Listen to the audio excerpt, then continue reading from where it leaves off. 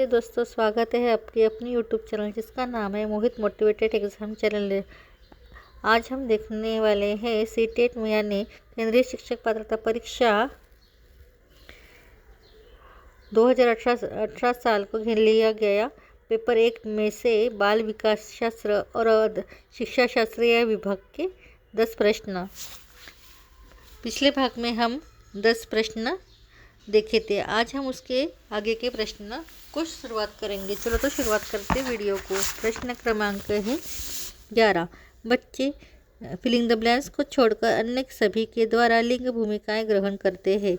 पर्याय है मीडिया, सामाजिकरण, संस्कृति, ट्यूशन। इसका सही सटीक जवाब है पर्याय क्रमांक 4 ट्यूशन। उसके बाद है प्रश्न क्रमांक 12। मानकीकृत परीक्षण को आलोचनात्मक से एक यह है कि वे मुख्य रूप से मुख्यधारा की संस्कृति का प्रतिनिधित्व करते हैं और इसलिए पक्षपाती है। उसकी भाषा को समझना मुश्किल है। परीक्षण बड़ी आबादी पर लागू नहीं किया जा सकते हैं। वे बच्चे की क्षमता की स्पष्ट तस्वीर नहीं देते। तो इसका सटीक जवाब होगा पर्याय क्रमांक 1। वे मुख्य रूप से मुख्यधारा की संस्कृति का प्रतिनिधित्व करते हैं और इसीलिए पक्षपाती है। प्रश्न क्रमांक 13।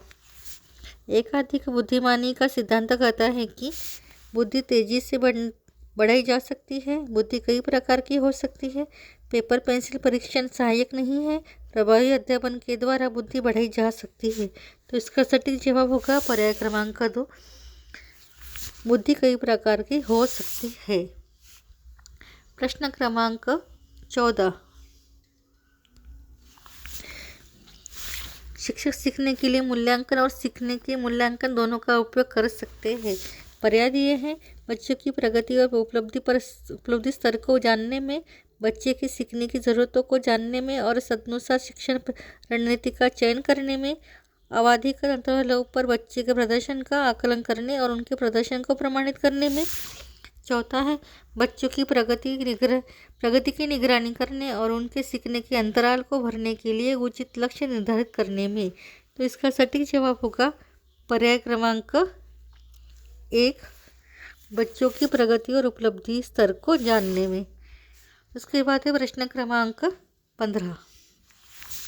निम्नलिखित में से कौन सा स्तर और व्यापक मूल्यमापन से संबंधित नहीं है। पर्याय दिए हैं इसे भारत की शिक्षा के अधिकतर अधिनियम द्वारा अनिवार्य किया गया है। ये शिक्षण अधिगम प्रक्रिया का एक अभिन्न अंग है। ये विभिन्न शिक्षा क्षेत्र में बच्चे की उपलब्धि पर केंद्रित है। यह बच्चों को धीमे, खराब या बुद्धिमान के रूप में चिन्हित करने में उपयोगी होता है।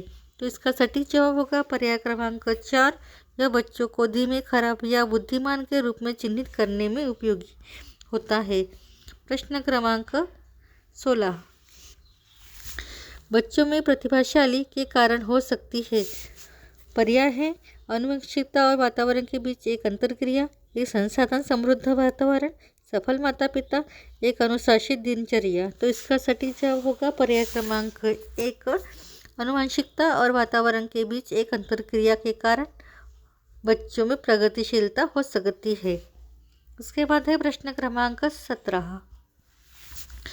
प्रश्न है सामाजिक आर्थिक रूप से वंचित पृष्ठभूमि में से आने वाले बच्चों को कक्षा के माहौल की आवश्यकता होती है जो पर्याय है उन्हें अच्छा व्यवहार सिखाता है, उनके सांस्कृतिक और भाषाई ज्ञान को महत्व देता है तथा उनका उपयोग करता है, उनकी भाषा के उपयोग को हतोत्साहित करता है ताकि वे मुख्यधारा की भाषा सीख सके।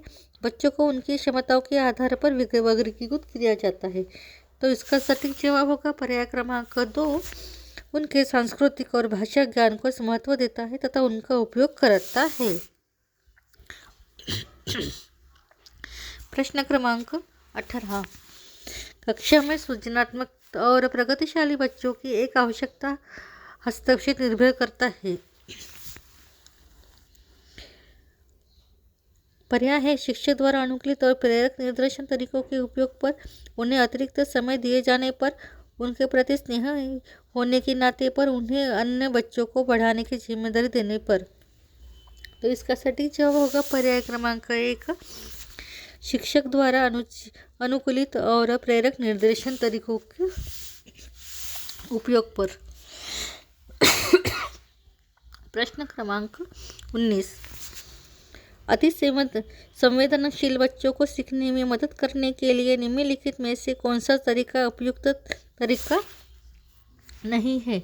पर्याय है, एक कार्य को छोटे प्रबंधनीय खंडों में तोड़ना, अधिगम के व्यक्तिगत तरीकों को पेशकश, उनके दैनिक कार्य में शारीरिक गतिविधि का समावेश, बेचैन होने पर अक्सर उन्हें फटकार लगाना। तो इसका सटीक जवाब होगा पर्याय क्रमांक 4, बेचैन होने पर अक्सर उन्हें फटकार लगाना।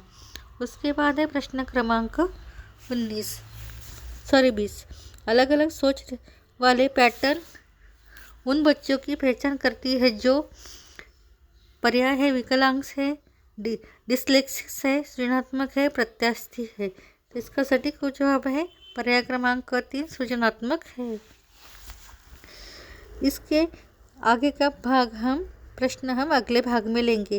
वीडियो पसंद आए तो लाइक करें, शेयर करें, कमेंट्स करें और चैनल को सब्सक्राइब करना ना भूलें।